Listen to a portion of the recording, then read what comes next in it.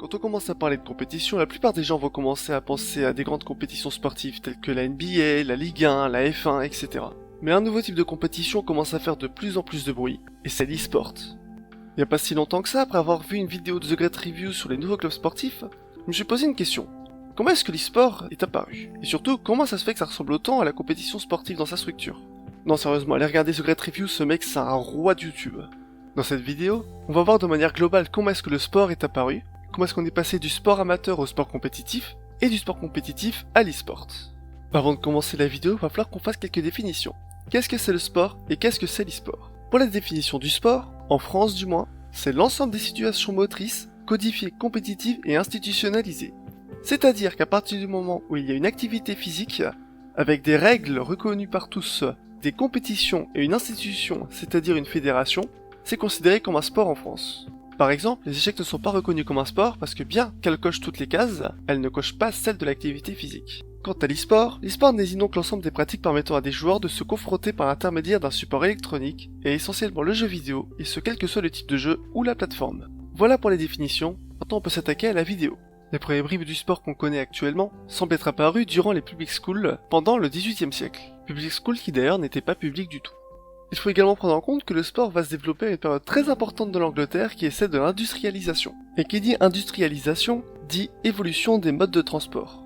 J'aborderai le développement du sport en Angleterre dans la suite de la vidéo. Pour le moment, on va commencer à aborder le développement du sport en France. Le sport s'exporte et se développe en France à partir du 19e siècle. Et ce processus se déroule principalement au sein de deux groupes sociaux, les étudiants anglais et français, soit parce qu'ils vivent de l'autre côté de la Manche, soit parce que la culture anglaise est très appréciée. On peut enregistrer la création du premier club sportif en France en 1872, créé exclusivement par des Anglais. On observe en 1882 la création du Racing Club de France, constitué d'étudiants parisiens. Au fil des années, de plus en plus d'organisations sportives encadrent ce développement et mettent en place différentes compétitions réglementées ainsi que des normes qui étaient de façon résumée, pas de professionnalisme et donc pas de perception d'argent, de façon directe et indirecte. Alors juste un petit aparté à propos du professionnalisme, à l'époque ils avaient pas du tout la même vision du professionnalisme que nous. Tu pouvais être vu comme un professionnel, et ce même si tu touchais pas de revenus directs ou indirects suite à la compétition. Et plus précisément, tu étais vu comme un professionnel si ta profession, c'est-à-dire ton métier, te donnait un avantage par rapport à ton adversaire. Par exemple, Jacques Pucheron est avantagé par rapport à son adversaire, qui est bureaucrate, dans un match de boxe. Et par conséquent, il est vu comme professionnel, parce qu'il a un avantage physique à cause de son métier. Ah, je vous l'avais dit, qu'il voyait pas le professionnalisme pareil que nous. Bon, vous vous doutez bien que c'est très résumé tout ça, et qu'il y a d'autres trucs comme le développement du sport qui a été ralenti par l'existence de la gymnastique. T'as eu toute une opposition entre ces deux trucs là, mais je pense que ça peut faire une vidéo à elle seule. Quelques temps passent, et plusieurs associations sportives voient le jour, dont une, l'USFSA. Vers la fin du 19e siècle, on commence à voir apparaître les premiers journaux sportifs, dont un en particulier, le vélo. Et d'ailleurs, petite précision, le vélo n'est pas simplement l'un des premiers journaux sportifs à être apparu, c'est le premier journal sportif à être entièrement dédié au sport. Et d'ailleurs, à cette période, les médias sportifs se concentraient presque exclusivement sur un sport, le cyclisme. À cette période, les journaux sportifs sont également en grande partie responsables de l'avancée de la compétition sportive. Et ce, notamment grâce à la mise en place de différentes courses comme Paris-Brest-Paris, Paris-Roubaix ou le Tour de France. Et un peu plus tard, le vélo se fait remplacer par un autre journal qui s'appelle l'Auto. Et là, vous vous souvenez de ce que je vous ai dit plus tôt? C'était une autre époque. En gros, à cette époque, une affaire majeure de l'histoire française éclate. L'affaire Dreyfus. Pour résumer, le directeur du vélo prenait la défense du capitaine Dreyfus. Mais le propriétaire, qui était le marquis Dion, n'était pas du tout de cet avis. Et du coup, il veut se débarrasser du directeur du vélo. Et pour faire ça, il va créer une autre entreprise, un autre journal plus précisément qui s'appellera l'Auto, qui va faire concurrence au vélo. Le vélo finit par fermer, et l'Auto devient le principal journal sportif de son époque. Voilà pour la partie amateurisme du sport. Et là vous vous demandez, et le sport professionnel dans tout ça? Selon Jacques de France en 2008, le sport pro n'est pas issu de l'amateurisme, mais est né en même temps, et s'est développé en parallèle de ce dernier. Selon les historiens, les premiers bribes du sport pro seraient nés en Angleterre lorsque des joueurs de foot auraient demandé le remboursement de leurs frais de déplacement. Le sport pro qui n'a pas la même logique de pratique que le sport amateur ne touche pas le même type de personnes. Les différents sports existants n'occupent pas la même place, ils ne se pratiquent pas pareil, et surtout ne touchent pas les mêmes personnes. Et ça veut dire que du coup la mentalité des gens qui le pratiquent n'est pas la même en fonction du sport. Et ça veut également dire que chaque sport ne va pas évoluer à la même vitesse sur le plan professionnel et amateur. On constate au fil du temps la création d'une dimension spectateur, avec le début de l'utilisation de différents types de salles de spectacle, et différents terrains, comme des vélodromes, etc. On commence également à y voir apparaître les premières entreprises qui agissent comme sponsors, en donnant de l'argent pour que leur logo apparaisse sur des vêtements, lieux de course, et la contribution à la rémunération des sportifs, etc., etc. Les premières fédérations comme l'Union Vélocité de France commencent à apparaître. Elles sont d'ailleurs très différentes des associations qu'on a vues jusqu'à maintenant car celles-là sont spécialisées dans l'aspect professionnel du sport. Le CIO est créé après la Seconde Guerre mondiale, c'est l'organisme qui organise les Jeux Olympiques si vous voulez, et interdisent la participation des sportifs professionnels, et uniquement les amateurs peuvent y participer. Bon, c'est vrai que ça a bien changé depuis, on va pas se le cacher, parce qu'on voit l'apparition des premiers sportifs professionnels vers 1980, et là où ça devient vraiment accepté pour la participation des sportifs professionnels, c'est à partir de 1992 lors des Jeux Olympiques de Barcelone, avec la mythique Dream Team qui y participe. D'ailleurs, petite anecdote en tant que fanboy, à cette époque-là, les Américains étaient tellement au-dessus de tout le monde qu'ils ont pas pris un seul temps mort de toute la compétition. Et voilà pour la partie sport. Pour la partie e-sport, bien qu'on ait déjà donné la définition de l'e-sport, il va falloir qu'on définisse aussi c'est quoi un jeu vidéo. Un jeu vidéo, c'est un type de divertissement interactif qui se joue sur un support numérique, PC, console, téléphone, etc.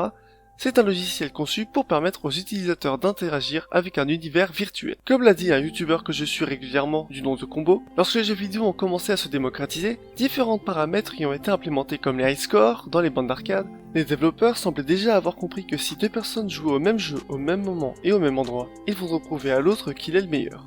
Que ça soit dans les jeux de combat, compétition en équipe ou speedrun, les gens essayent toujours d'être au-dessus des autres. Et à la différence du sport qui a dû créer ses institutions et compétitions au fil du temps, l'e-sport est apparu à un moment où on avait déjà une idée de comment organiser des compétitions.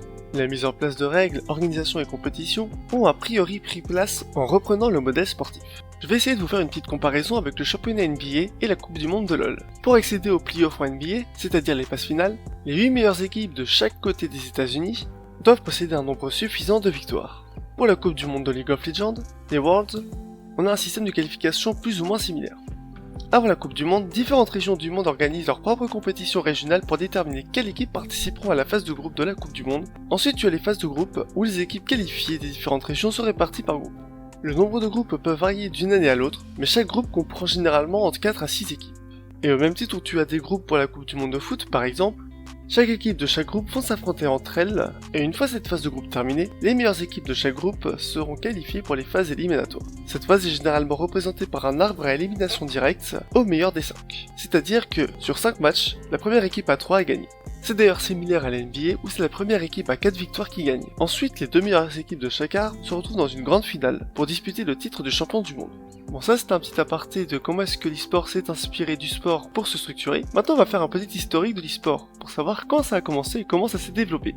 Et historiquement, c'est le jeu Spacewar qui a vu naître le premier tournoi e-sport à l'université de Stanford de Californie en 1972. En 1980, un tournoi sur Space Invaders sera organisé et ce dernier attirera plus de 10 000 participants. Et d'ailleurs, faut pas oublier qu'à cette époque, les jeux vidéo et internet n'étaient pas encore très démocratisés. Je pense que du coup, ça aide un peu à se rendre compte de l'ampleur du tournoi à l'époque quand tu regardes qu'aujourd'hui, t'as rarement des tournois qui dépassent déjà les 2000 participants. Et là, je parle de tournois sans phase de qualification et tout, comme les Worlds de League of Legends, etc. Je parle vraiment d'un tournoi où genre tu t'inscris et tu participes direct. Un peu comme les tournois Smash en fait. Mais il est communément admis que le vrai premier tournoi e-sport a eu lieu sur le jeu Quake en 1997. Après ça, tu commences à voir des tournois qui se démocratisent.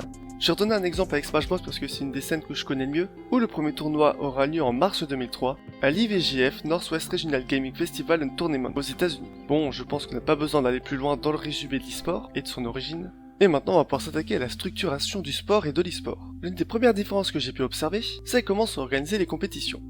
Là où tu peux avoir plusieurs types de compétitions sur un sport, sur un seul jeu vidéo, et je précise pas d'un genre mais d'un jeu vidéo, généralement tu ne peux pas avoir plus d'un seul circuit de compétition. Par exemple, en basketball, tu as la NBA, t'as l'Euroleague, t'as la CBA, etc., qui sont toutes des ligues de basket différentes. Et dans le cas de l'e-sport, et League of Legends plus particulièrement, depuis 2013, il est interdit d'organiser des compétitions sur League of Legends sans l'accord de Riot Games. Là où le sport appartient au domaine public, le jeu vidéo est une propriété intellectuelle. League of Legends n'appartient pas à tout le monde, mais appartient uniquement et seulement à Riot Games.